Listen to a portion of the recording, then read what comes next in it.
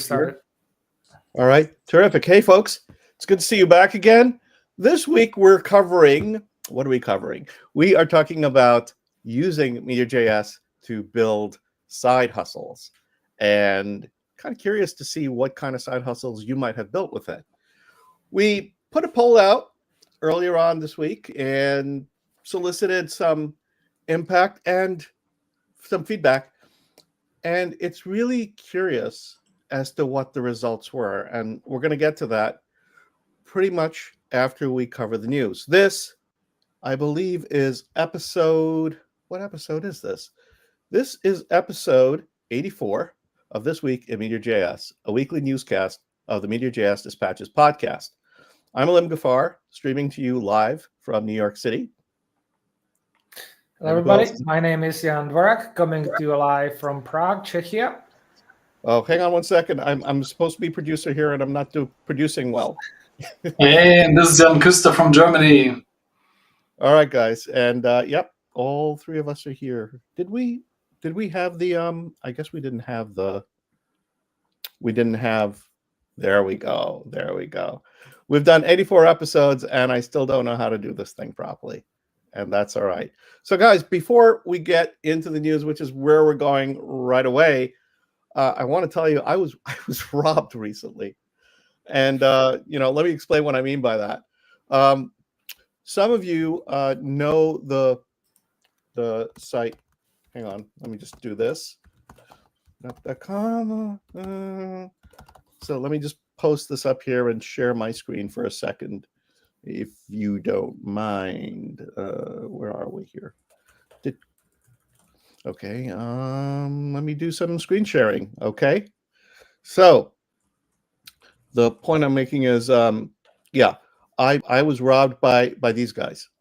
Okay, this is meetup.com. Some of you know them, right? You're not sharing yet. Oh, I'm not sharing. Okay, I thought I did share. Nice. Yeah. Okay, so this is, how did it do that? It just put it at the side and there was nothing there. This is meetup.com, right? And some of you guys know the site and whatever. And I, for a very long time on meetup.com, I've been running the Meteor NYC meetup, right? This is our meetup and run it for a very long time. We have about almost 3,000 members here. And, we've done a bunch of events over a while. And I've been doing these lunch and learns on and off for years.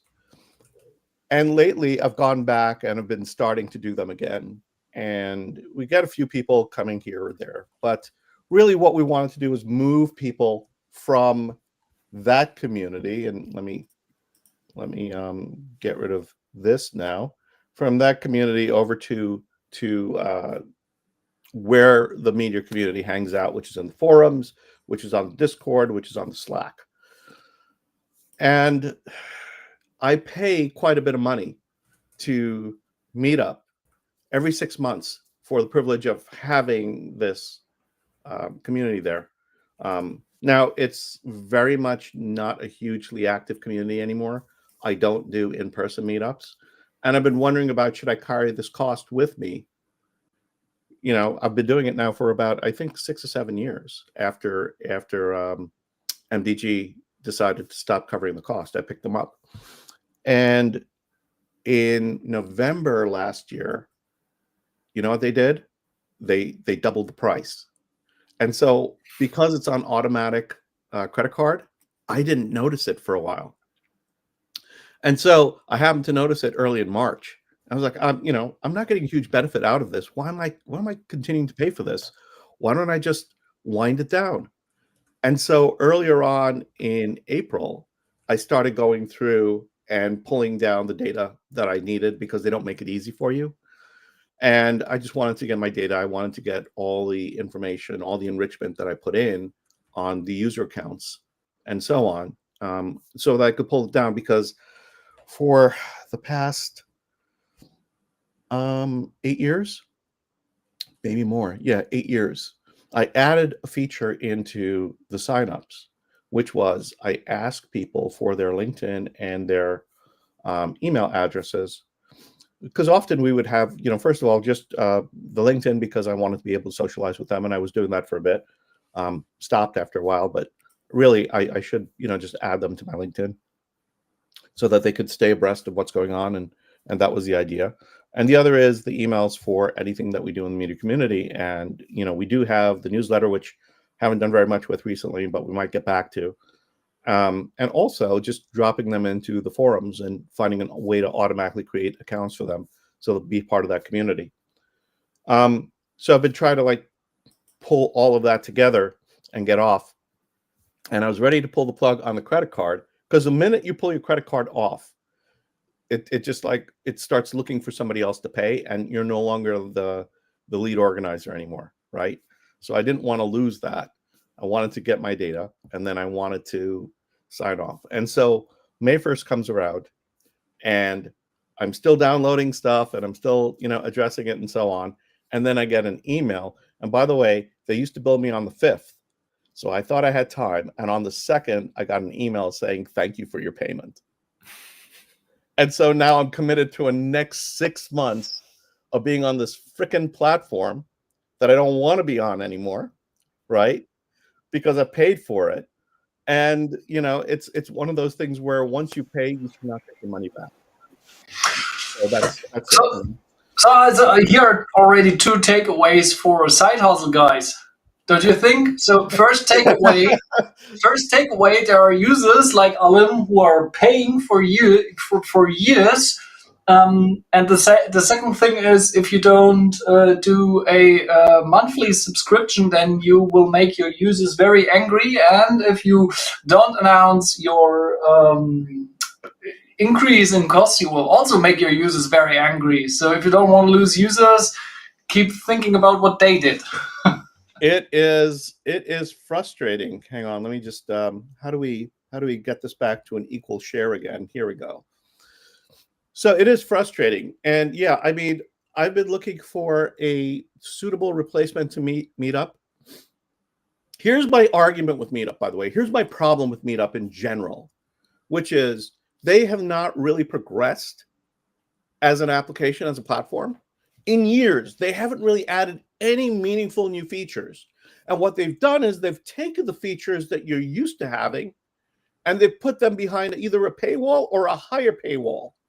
So the analytics I used to be able to get as being part of, just my paid account, now I can't get those unless I pay for their enterprise account.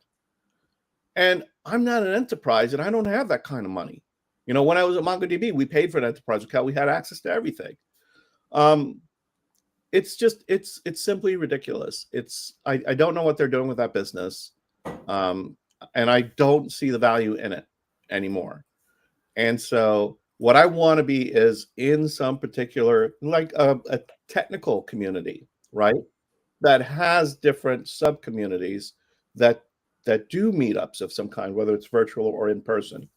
And I really would love to get back to the in-person. I think one of the things that these meetups need to do as organizations is find venues. And they did that for a while. It wasn't really profitable. They were trying to do it with WeWork, and they got acquired by WeWork. And then they got spit out by WeWork afterwards, right? So, but the thing is, I think if you are a meetup organization, then you should be, looking to see what kind of deals can you do with local communities, so that there are destinations and places for these groups to be able to gather and share information and so on. And it could be, make arrangements with coffee shops or and there could be a list of, hey, here's some free places, but the majority of them you're going to have to, maybe either guarantee that you're going to bring in a large enough crowd that they're going to be able to say, you need to do a 2-drink minimum, or you need to buy something. And most people, I think, would be willing to do that. Or, if you could get a food sponsor, we'll give you the space if they cater from us as an organization, right? So I think there are a lot of ways that you could play this, but Meetup doesn't add any value as far as I'm concerned. They add no value whatsoever. They do allow for access to email addresses that you don't collect, right? But you have to pay the enterprise fee for that. So it's nonsense. And anyway, as I said before, I got shafted because I was ready to pull the plug on this. I was down to the last couple of days. I thought I had my margin, and then all of a sudden it's like, thank you for your payment. And, there goes the money. Yeah, it kind of reminds me of the Adobe unsubscription fee. That's also very... There's an unsubscription fee? Yeah, for Adobe Cloud. Oh my God. So really? that's that's thing, and kind of this repetitive thing that I think I remember hearing like a podcast about a startup in Japan that actually goes in, or that kind of like provides a service that takes care of all of these repetitive payments. Yeah. Because oftentimes, with the companies, they set it up and then they just never cancel, even if they stop using you. So there's a lot of money that can be saved by just going in and actually unsubscribing a lot of these say dead subscriptions. So there is a startup, I think, for that in Japan and maybe some other places. So that's kind of the takeaway. And there are like new meetup pages kind of starting to show up. I think recently I've kind of found this lu.ma that kind of popped up so as potential replacement, but I'm not exactly sure how that works. It's in our private chat. I just came across it from other thing. Not sure how much that can actually replace Meetup, but that's a different story. Yeah, I mean, I've looked at Eventbrite. I've looked at a couple of other ones. There were a few of them that were around. Ring Central now has taken over for. I'm trying to remember what the name of the service was, but there were a few that were online during COVID that were flourishing then, and I thought those communities would grow, but some of them have actually diminished and then disappeared. So Meetup is still I think the big cheese, and I find that when I'm on the Meetup Discord, the majority of people that are organizers that are on there, it's really social meetups that are the big drivers. Dating, travel, food, those kinds of things. Book clubs, things like that. So I don't get it, but I do see, by the way, that there are a large amount of AI meetups that are on meetup.com right now, and they are flourishing. So I guess it's trend driven too, but as I said before, I don't see the financial value to me in continuing with this. So if anybody out there wants to take over the Meteor New York City meetup, I am cleansing all of my enriched data, by the way, because I've worked really hard to put that together. So that's not a freebie that somebody's just going to come and sort of cyber squat and get. So that's getting removed. But in any case, let's move on from this. I've said my piece. Let's move on, because I think we're going to have some other things that are going to get us hot under the collar, And one of the things I think that got a lot of people hot on the collar earlier was when Redis, by the way, and Redis is meaningful for us because we use Redis oplog as a scaling tool. And Redis went closed source for a while. And now they're open source again. So, this on again, off again, like, what does that mean to the open source community, the people that are there? If you remember, when Redis went closed, when they said you got to pay now for your services. Oh, thank you, Jan. Oh, we can't see you. I noticed that I'm talking and we're just focused on Jan here, and yeah, that was not good. So, and now Jan is the only one that I think I can make large. So let me swap around here for a minute. Let's add back the slides. Where is the slide deck? Here it is, right? Yep. Okay, so Redis, they closed out their model, and then that led to a huge uproar in people's feelings about that community, that company. And I don't know, the controls are gone again for me. So hang on one second. Show all controls. And no.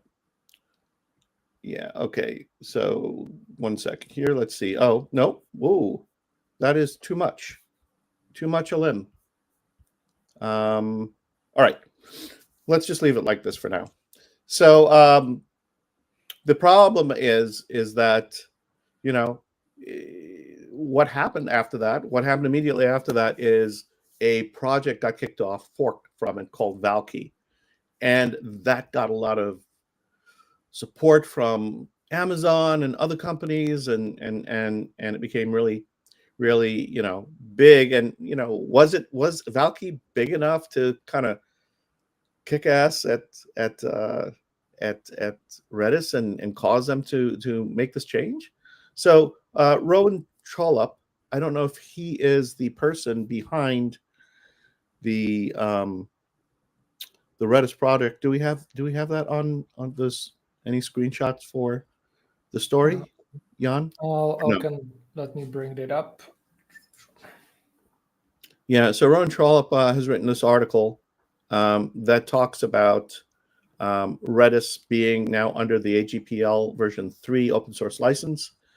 And you may want to take a look at this. We perused it pretty briefly to get this kind of reaction. Well, it generated a reaction from us on, we were kind of surprised that there was this backing down.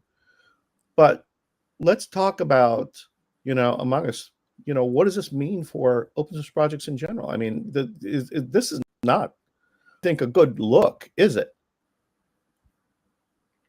Jan? Which one? Oh, sorry. Küster? Let me start with Küster, because, you know. It's hard. So this whole licensing thing is always a little bit problematic, and switching back and forth is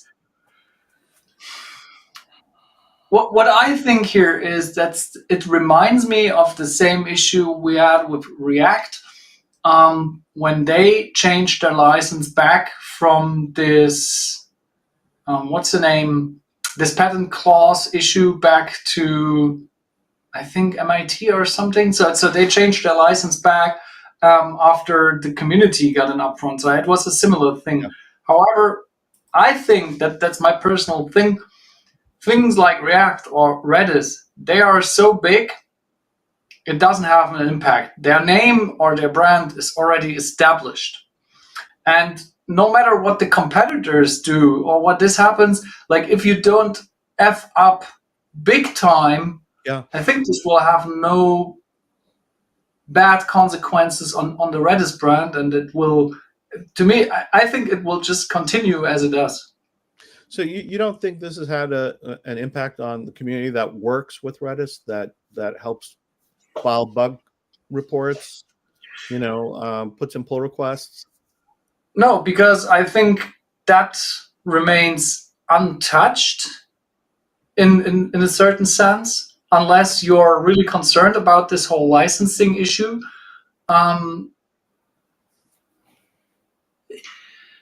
I'm not a prophet here. I don't have the glass bowl, but you know, I personally think, consider yourself, Jan. You're working with Redis. Will you continue work with Redis? Yeah, that would be, you know, I am probably not necessarily the best example because I kind of tend to be very loyal and stick around projects. Once I start kind of going to them, they have to really mess up badly, or I just completely lose any incentive to use them. No. But with projects like Redis, I would, you know, stick with the original developers and the original technology, unless, you know, the competition did really something that I really wanted that's specific to them. And that's also one reason why I'm sticking with Meteor, or whenever I have like options where to host my applications, I always choose the one that I know the money goes to the original developers as much as possible. So that's kind of how I look at it. But before I share my other thoughts, back to you to finish your thought. No, but that's what I wanted to say, you know. So unless there is a deep technical or implicational reason for you to switch now, this will have no effect for you, right? No, but at the same time, I'm well aware that there is quite a strong group of developers who are really, I would say, maybe idealistic or overly dogmatic about these things. So for them, all these things are of importance, and the issue is of, you could say, the changing nature of the license, that because that's like something that you really should not touch, and it usually reflects badly on the organizations, just from the standpoint that they have not, it's probably like planned out well enough a lot of these things. But at the same time, I've been around the block for a long enough time that I know that that is not really something that's manageable most of the times with a lot of these projects, to plan out everything perfectly as it should be. So the thing is that usually the people who are like very dogmatic about the licenses and the open source, let's say, mythos, are oftentimes kind of the loudest ones, and are also usually people who kind of move things the most. So that's also kind of something to think about. Speaking of moving things the most, let's move on to the next story we've got here, which is a reality check of some kind. Yeah. So, it was already quite some time ago when we heard of frameworks like Quick or Solid, or there's even Fresh and things. And to me, this is like yesterday, and there are new frameworks. But if you check under the hood and you read the article that we linked here, then you realize, oh, they're not. They're already there for quite a while, and they have proven themselves over time for their use cases. And the article is a nice read because, of course, Quick is some kind of a framework to building apps, like a competitor to Meteor. But, for us as developers, it's important to choose the right framework for the right task. And Quick has proven itself to be a good spot for the right task, and that is deliver nearly no JS at the beginning, something that we maybe don't even want with our single-page applications when we build something with Meteor. But Quick does it does what it does in a very good way. Solid.js does what it does in a very good way, and Svelte as well. And what's interesting here is, and that's one of the at the conclusions in the end, it's like people will still stick to React. But this is also a little bit flawed because, React is not really a framework. It's a library just for rendering things, deterministic rendering trees and stuff. Make your own mind up about this. I mean, it's a nice input article, especially if you want to take a look at what has proven over time, and it's a starting point, and then you should get deeper. Also, I want to mention, by the way, very interesting to find, again, features that are in other frameworks as a core business selling point, like in Quick, for example, deliver as minimum JS as much as possible. Things like these are implementable in Meteor by your own. Of course, there is a lower limit you can deliver in terms of JS, because Meteor is currently built a way that there is an initial bundle always sent to the client. I would wish there would be in the future some options to even have that optional and then decide on your own when you want to load it. But using dynamic import, you can reduce bundle size a lot.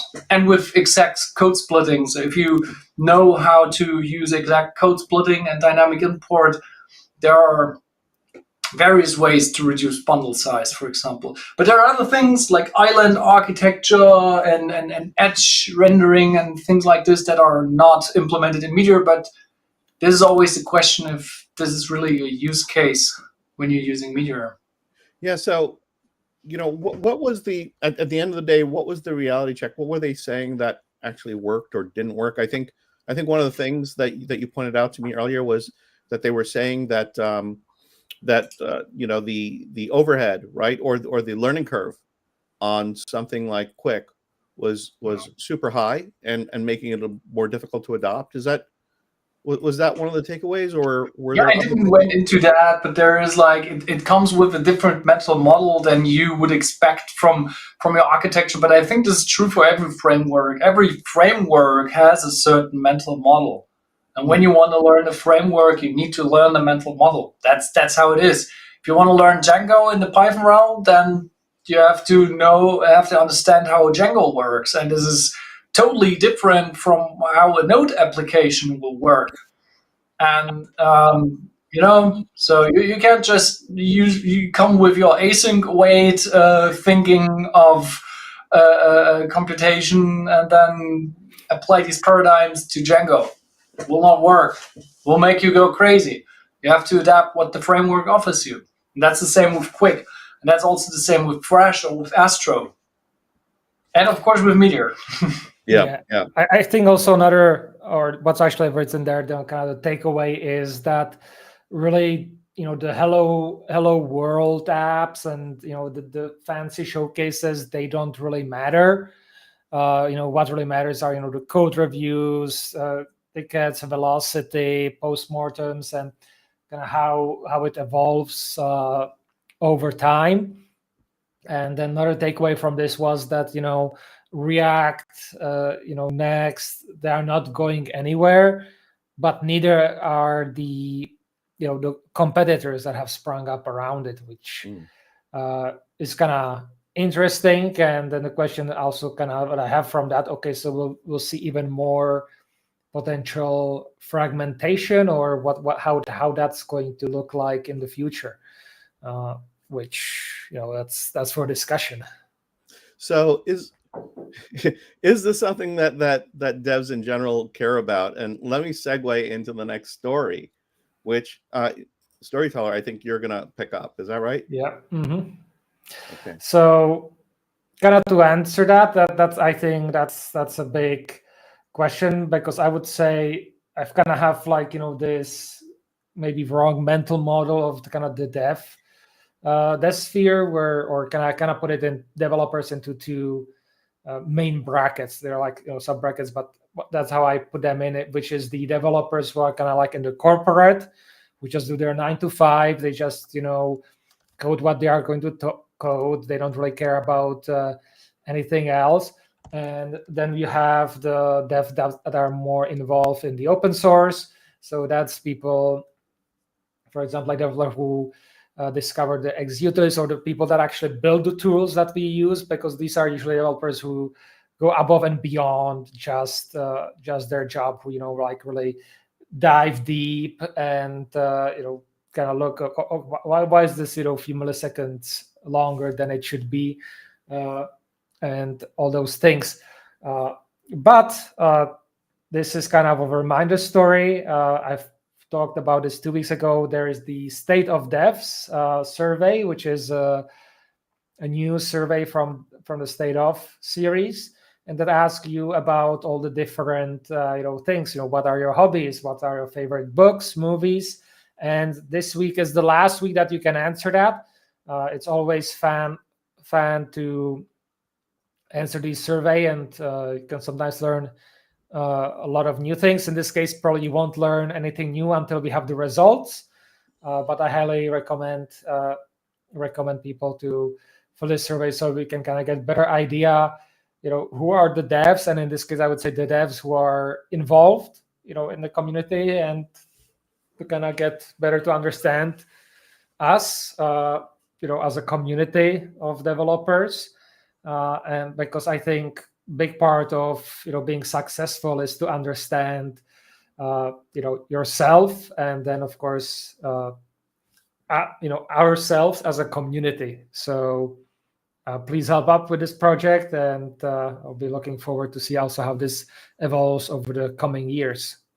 And with that, I think Küster, what should people be doing with us right now?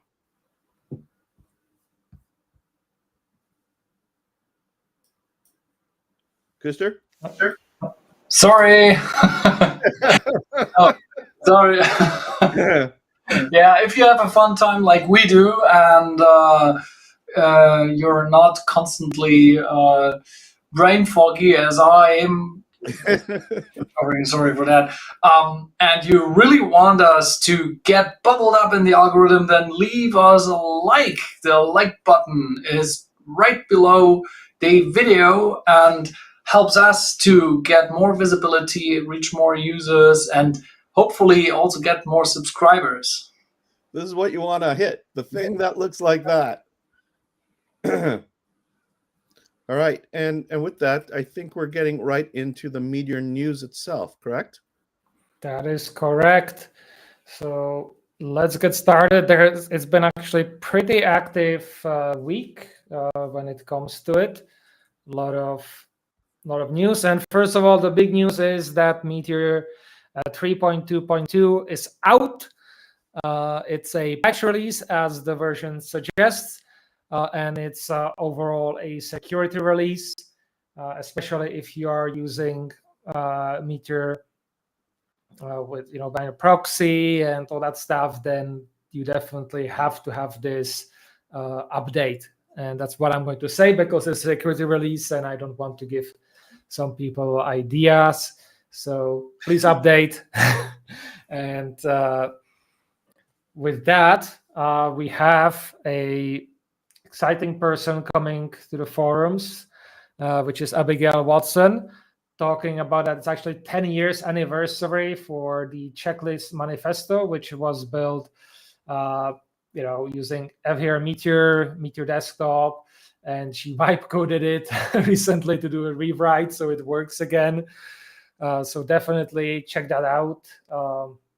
It's not just like a historical piece, but also kind of today, and one of the amazing, say, pieces of software that kind of showcases where Meteor could be used as well in this particular case. Even though it's like a checklist demo, it's how you would use it in the medical field. So that's where we come from. Next thing, Jam has been actually very active this week. First of all, he has published Easy To Do's, which is a local first Meteor app with progressive as a progressive web app with all that stuff, and it kind of features his Jamstack. Don't mistake it with the actual Jamstack that's out there. So it features all of his packages and how to use them as together.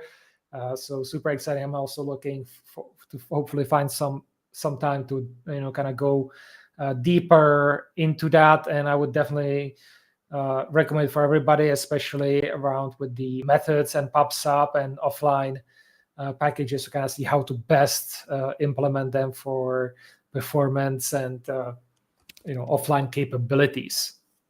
Yeah, So, isn't the Jamstack just a sandwich? I do believe there is actually. I need to remember. So It should be a sandwich stack, yes.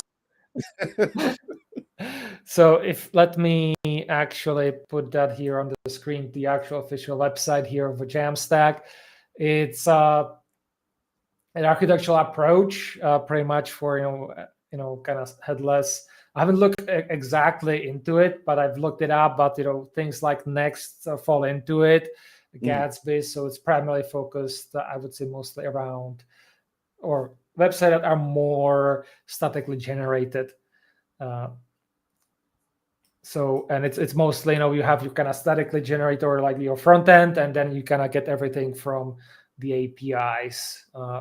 So that's the headless CMS and all that stuff. So wait, so is this John's project or is this somebody else's project? No. This is a big big thing outside of Meteor. So John has his own. So our Jamstack and Meteor are Jams packages. Okay, got it. It will be super confusing. Yeah, I was very confused just now. I was like, wow, there are others, and I'm seeing all of these logos go by.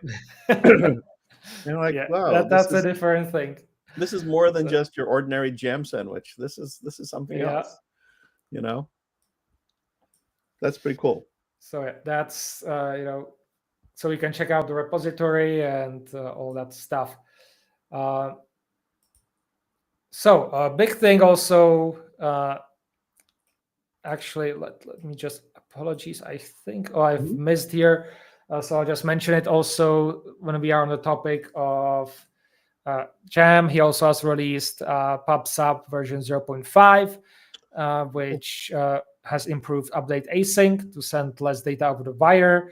And there have been a few previous patch releases as well, which fixed kind of handling of object ID and making sure that that works correctly. Maybe I'll get back to it. But the big thing, I think, this week was that we really got a lot of discussion on modernizing Meteor and how Meteor should look like. So it kind of kicked off actually last week with a post on the discussions on GitHub or request for comment from Gabriel Gruba, one of the maintainers on the core team, about Meteor RCP and publication. So methods and publication, how to manage that.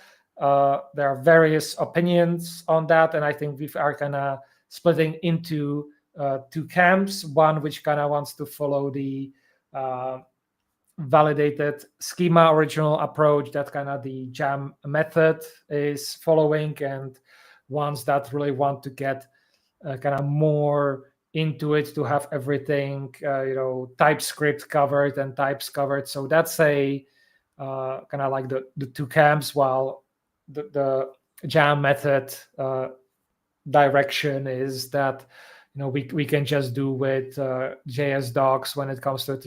The only thing we really have to take care about is to make sure that you have the IDE suggestions and all that stuff. So can I add something here? Yes. And we have a lot of changes in the recent month, and what I'm missing is a little bit of celebration from those guys. I mean, they did a lot of great stuff in the last time. I mean, many smaller changes, and that would be the next task where great things will happen. And I think it should be celebrated much more in public to show people like, hey, this is moving on. There is constant improvement going on here. You may not see it from the outside, but this is it's like your old timer.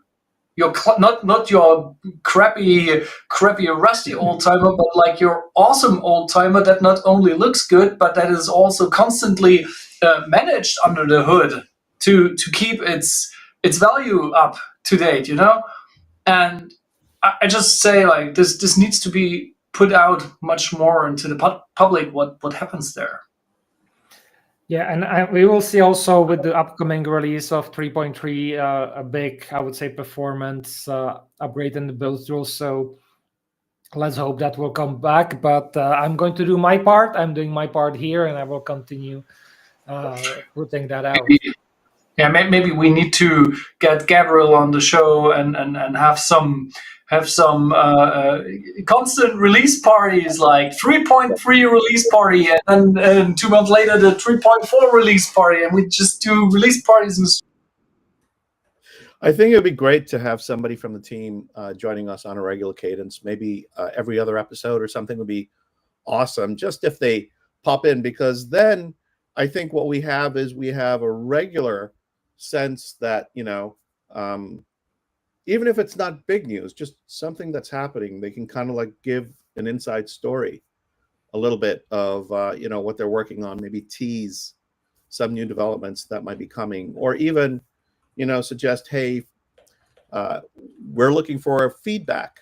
We're doing this and we have a release that we just did. And, if you're interested in getting some feedback, I think we'd love to see more of this, because it's kind of quiet, isn't it? And that, I think, doesn't really promote a lot of confidence. So I know that they have their own streams, but we're here every week. So I think there is something that we could do to share the space with them, to let them have access this way. And I don't know what the guys in the chat think, but if anybody in the chat thinks that this is a good idea, let's know about it. We'll share that here also. All right. Is this it for the? No, I still have some more. This was Sure. just the first discussion that has started. Uh-huh. Next one, if you can put back the slides. We had pretty much a day after that, we had Jam on the forums starting a Rethink Meteor managing subscription state, which is kind of talking about one of the main issue, you could say, with scaling of Meteor and how to manage that. So a big part of that, how do we kind of move, uplog tailing and merge box and all these things that Meteor does a lot in the background forward. Mm-hmm. He's kind of moving it in a way with his package pops up.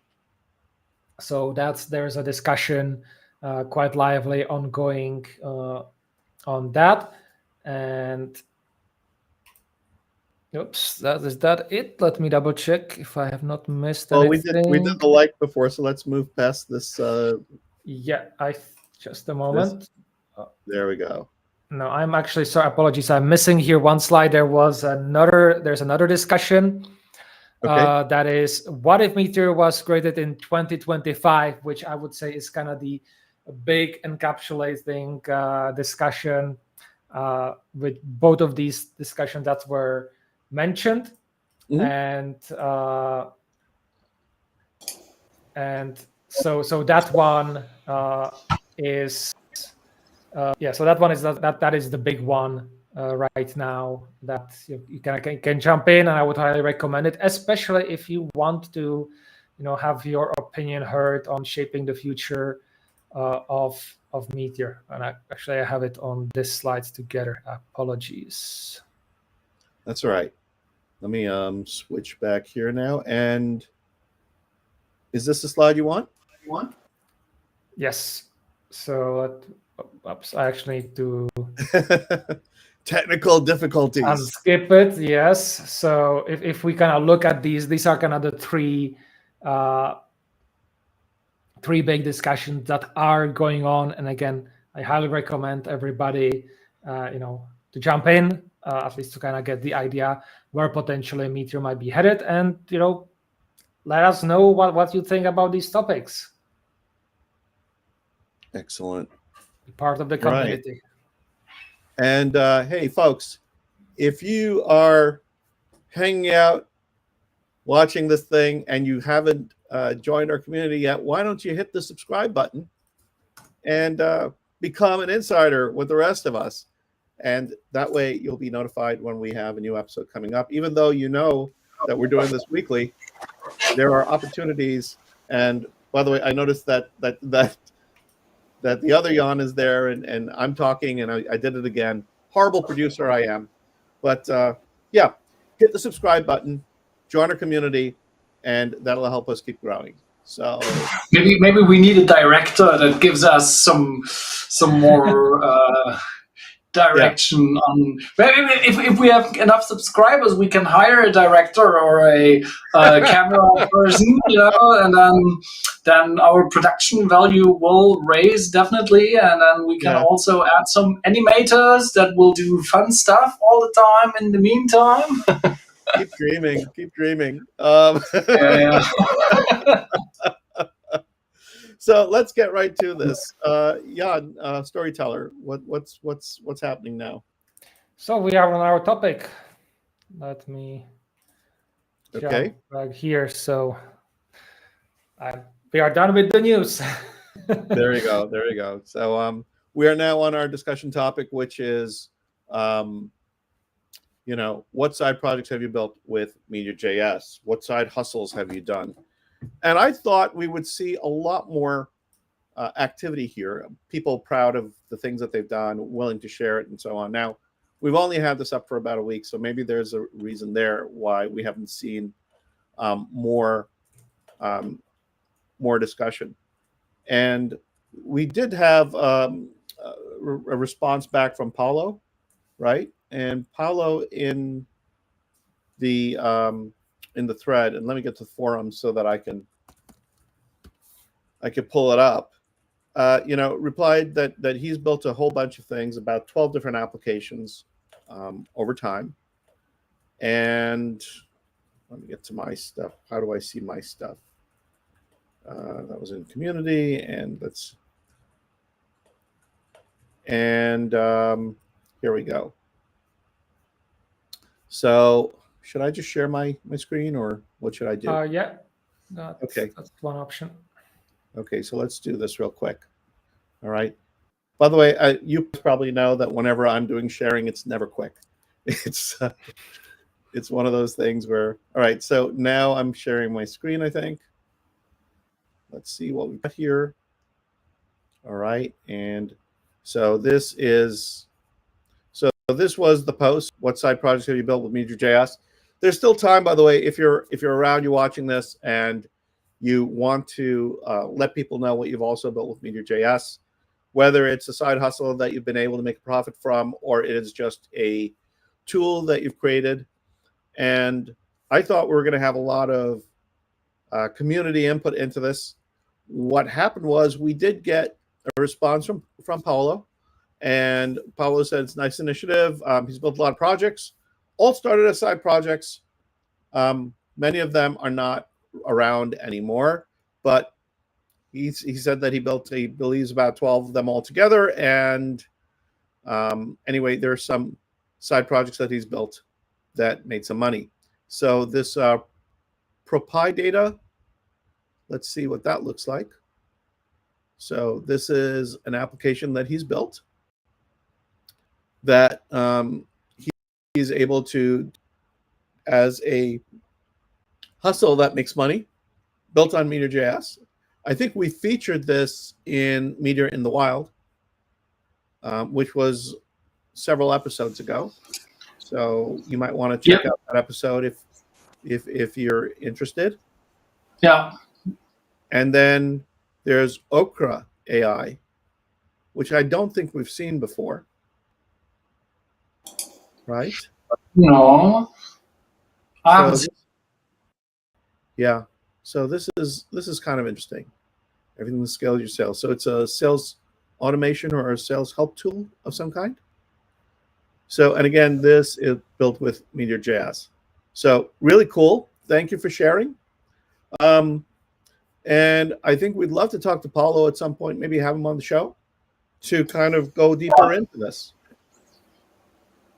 Yeah, I mean, that would be great to have someone like him who has experience with some existing side projects, just to talk about it, like from a rich perspective, like, hey, how much time I used for that?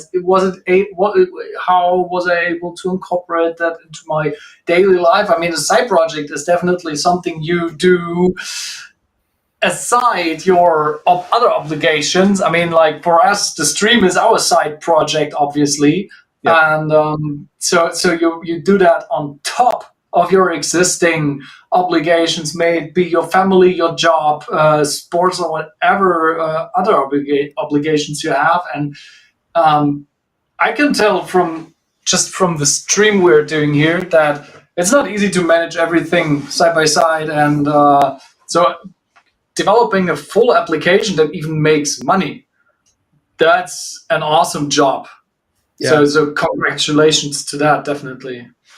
So we have somebody in the audience. I can't quite make out the name. It looks like it's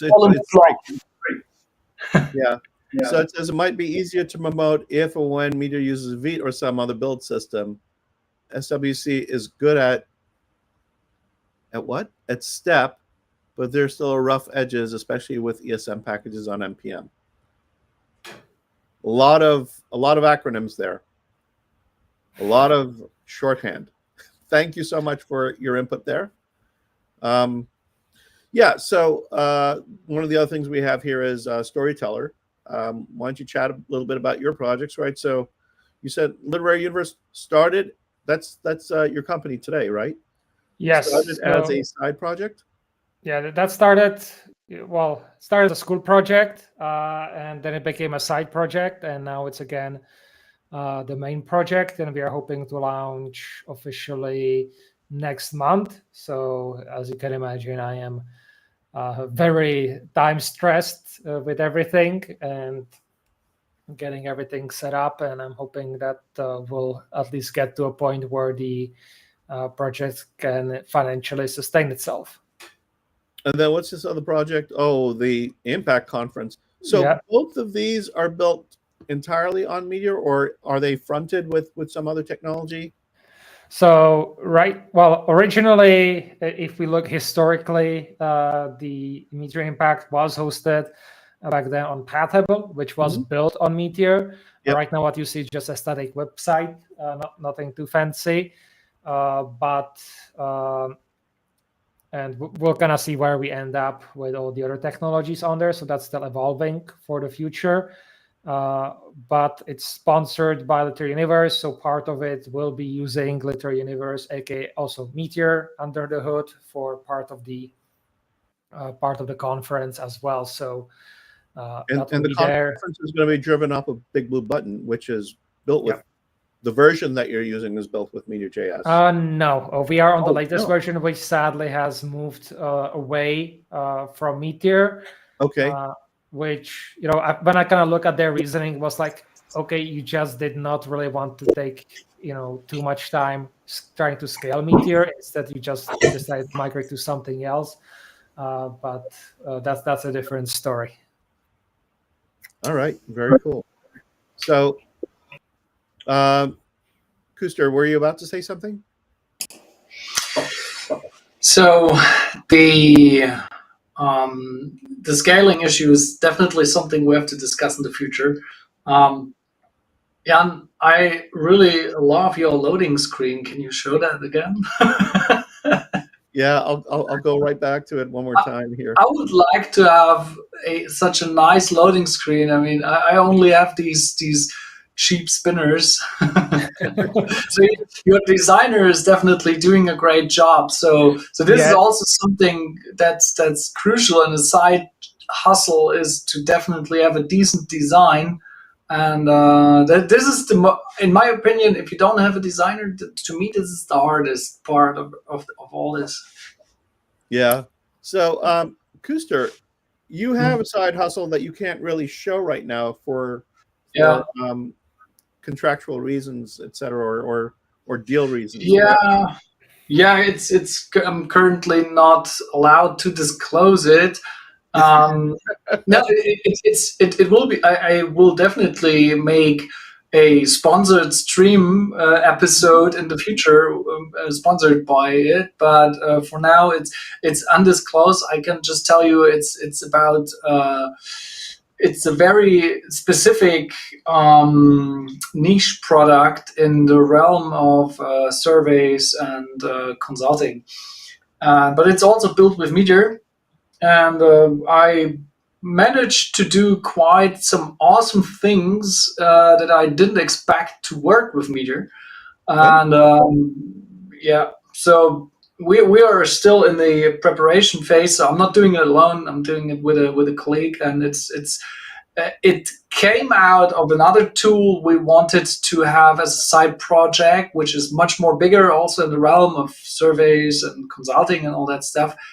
And charting and things, and so we are working on all that stuff like for 2 years now, and it's moving slowly because I obviously don't have that much time. There are weeks I'm doing nothing on the tool, and then there's like, okay, now we have a customer, and we have a contract in the pipeline that is about to be finished now, and so I was working like crazy the last month to get this running, but then once this is done, I will have to focus on other stuff. So I'm a little bit more borderline developer here. I don't know about you, Jan. I mean, how it's working for you when you were still working otherwise, like at Pathable or something like this. But to me, it's like really hard to have this baseline of contribution to my side project. It's rather, for me, it's like rather doing a lot or doing nothing. And I'm again doing a lot and doing nothing. That's my amplitude here. Yeah, that's how it usually goes. That's the sad thing, unless you somehow manage to figure out how to really, or manage to have like really regular days that nothing really changes. But I think, especially in general with life, that's just not possible. So usually this, you have kind of spikes of activity, and then for a long time nothing might happen. So that's that's the thing. And one thing, but kind of with the, you could say, side hustles or side project, is that what I oftentimes used to do, or oftentimes do, is kind of like I try the new things, or implement the first updates there, because usually they get less traffic, or I can have much more free hand to try things out before I kind of bring it to my other main projects. So that's one of the other benefits of side projects like this. The question is, so what do you think, Jan? I mean, you have definitely the most developed side project of all of us. And what do you think would be if you hadn't used Meteor for it? Like, the question is not from a negative point of view, but how did you benefit from Meteor doing it? For example, I definitely benefited from Meteor, from the flexibility, and especially from Autoform. I mean, surveys, forms, so I benefited a lot from that. And but maybe that's, for you, it's different. I would say definitely, because with a lot of the other solutions, I kind of feel that I would have to chop it out into smaller maybe islands, or however you want to call it. It would not be easy to potentially to be a monolith, or it would be much more difficult to maintain as a single developer. Eventually, with the universe, the plans are that we'll be doing a bit of more of like a separation of kind of the reading part and the writing part, or the managerial part.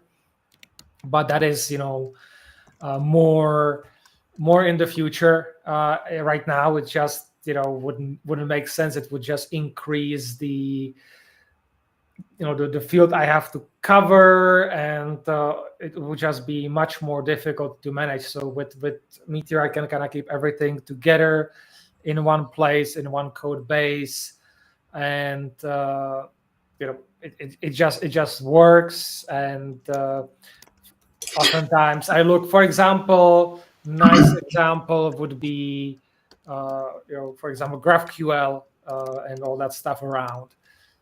That as much as it helps, it's also a headache. And so I can always, with subscriptions and methods, it's just like super simple, straightforward, always works. While sometimes with GraphQL, I really have to struggle, and really I'm kind of just like running around in circles trying to figure out where it's stuck. The thing is, I think what's here is that complexity factor. That's what it makes so hard to get the side hustle running. So, which is why I thought with Meteor, I'm on a very good track, because I'm using MUP to deploy to a custom infrastructure, where I have this old school single server instance for a few bucks a month just to test things out.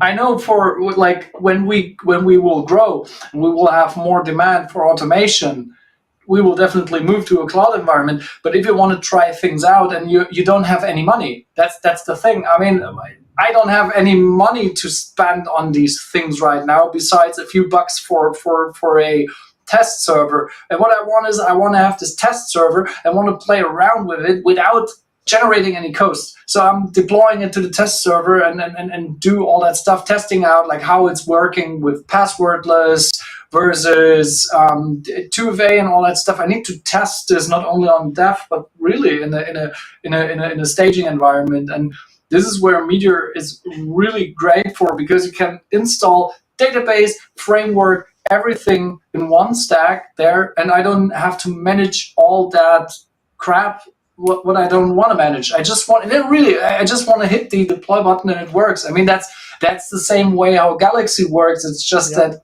Galaxy is really for production, and Meteor and Meteor Up enable also great for staging.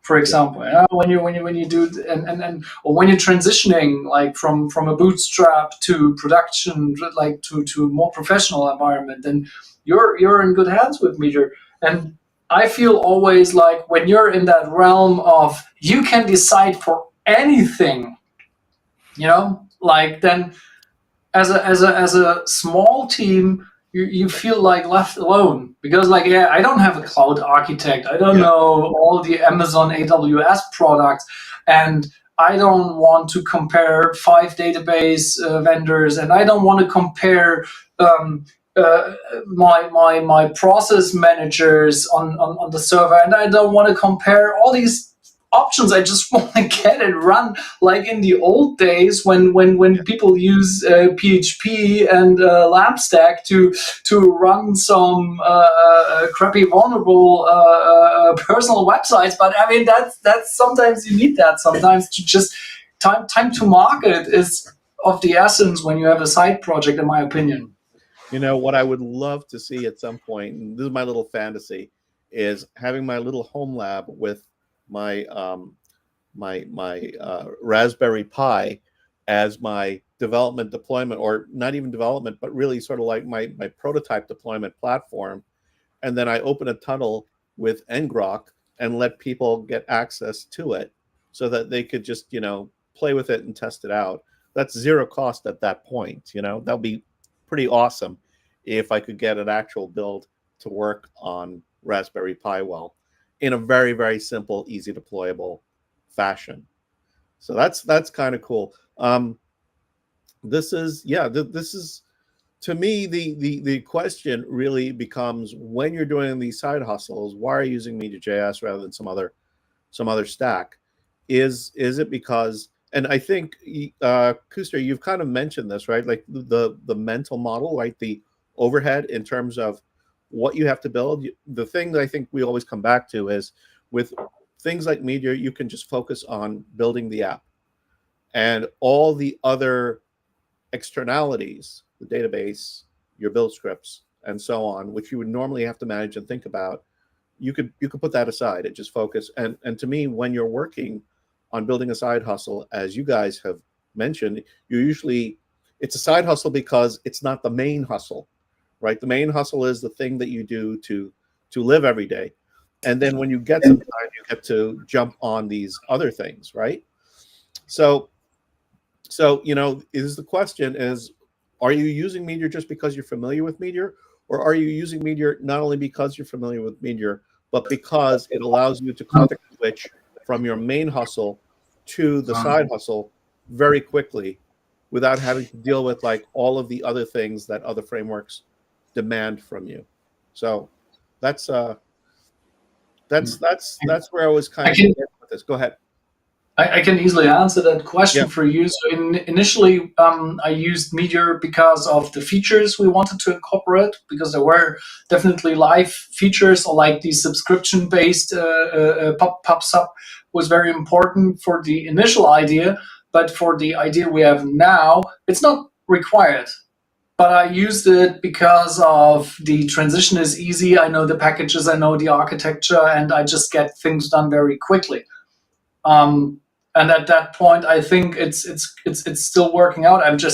I'm mostly using methods and subscription publication very, very rarely, only in some editor or editing situations where I just want to reflect on the updated data immediately back to the user.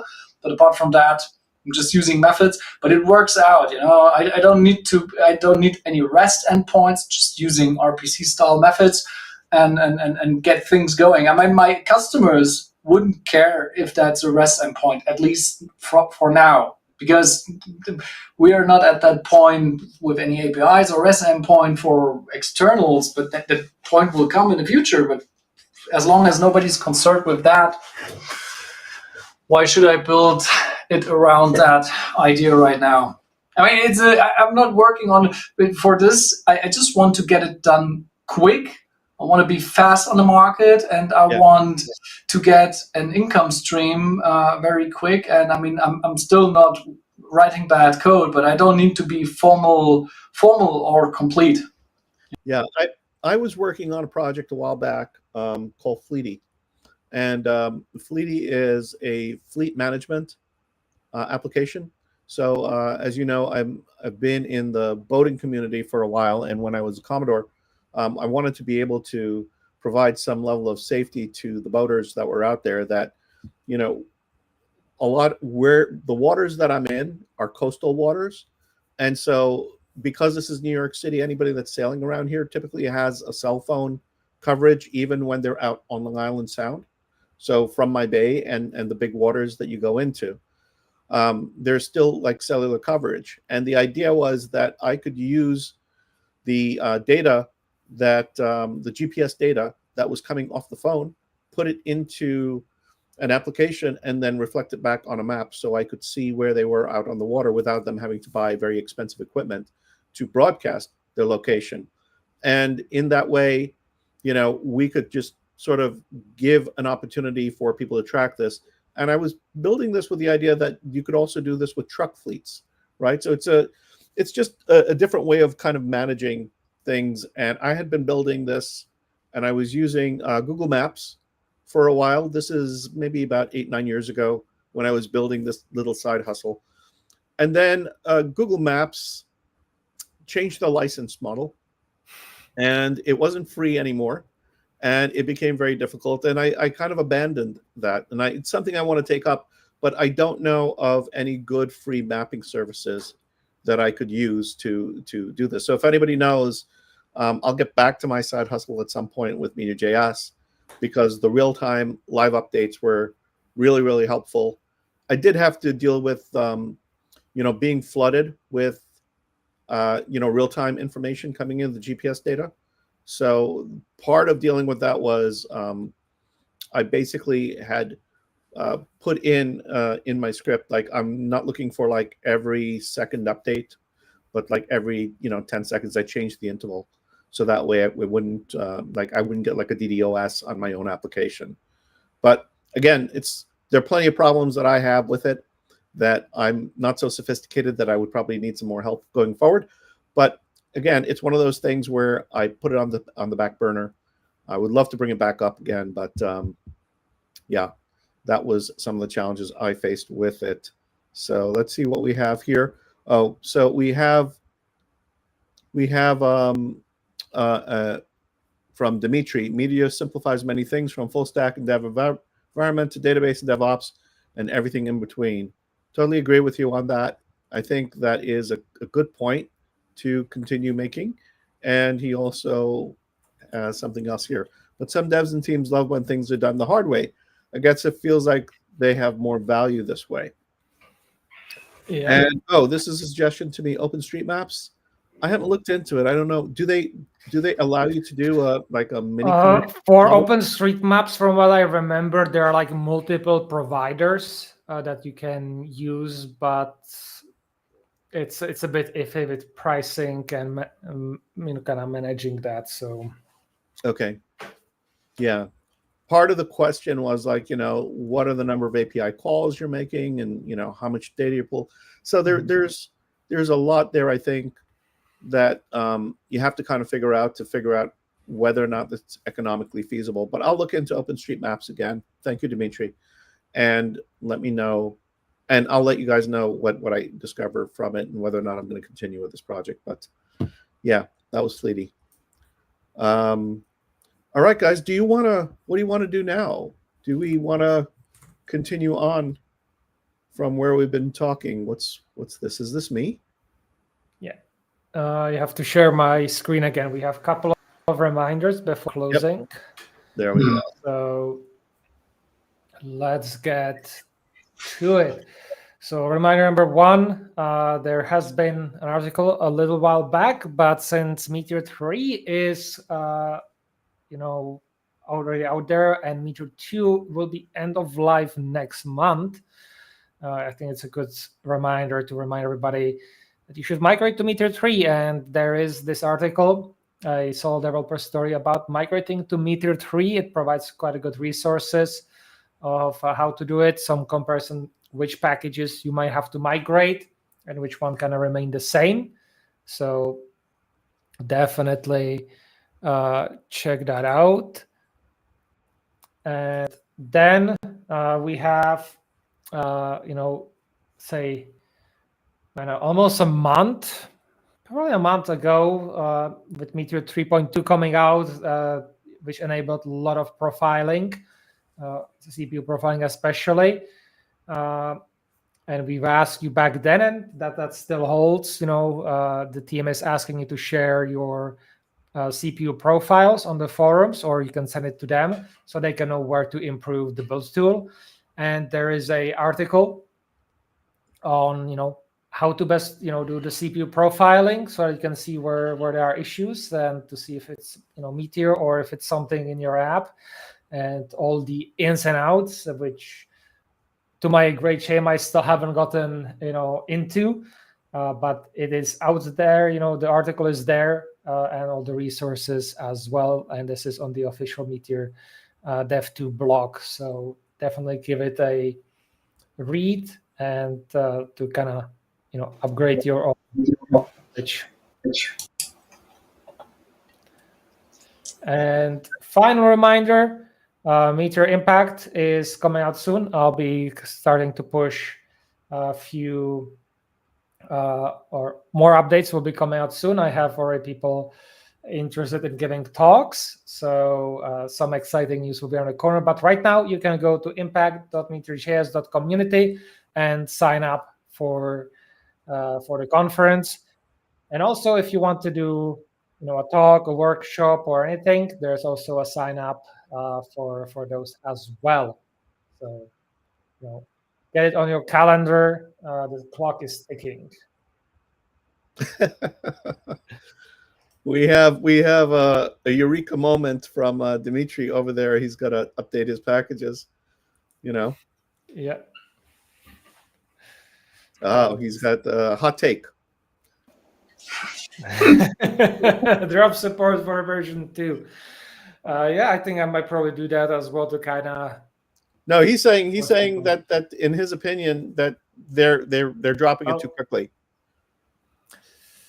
That's a Meteor 3 has been out for over a year now, so or is it going to be just a year? Everything kind of meshes together. Over a year. So I think that should be plenty of time. But as always, we'll get a lot of people who will be surprised that and this is always the same, no matter the technology. Whenever you kind of end the support, I wouldn't be surprised if there would be some people surprised that Node 14 is end of life or something like that. So it just happens, and that depends on how people are involved in the community. Go ahead. 3.0 is not quite a year out there. It was published on 15th of July. This year? Last year? No, last year. Wow.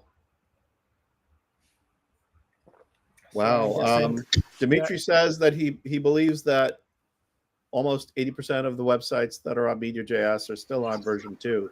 Trust me, we found some last year. Alim and I found even Meteor 1.x. Yeah, they're quite a bit out there. It's going to be an interesting thing to see how the community responds to this. And the worry that I have is that people get ticked off and they say, well, you know what, I'm going to just move to a different platform, different framework, if it's not managed properly. So we'll have to see. But I do understand why there's a need to start sunsetting Meteor 2. Yeah. Ooh, Well, okay. if you need help with migration, call.com/storyteller, you can reach out to me and I'll be happy to help you out with migrating to Meteor 3. All right. Well, we're going to have to see how this all works out. So, guys, stay on top of it. Keep your projects updated as you can. And, keep on writing your journeys from early versions of Meteor to the 3 series. I think there's still a lot to learn. I think there's still experiences that you can benefit from. And so, folks, with that said, is there anything else we need to add before we close for the day? And why is it that my screen seems frozen? No, you're visible and moving. I would like to add again, if you haven't already, please like and subscribe and in order to support us. And if you don't have a YouTube account, then please ask your parents or your spouse to do it.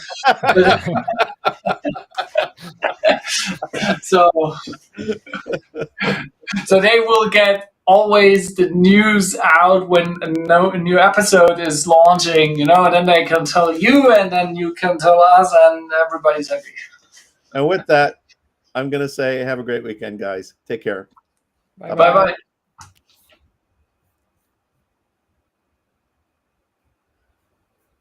I have no idea if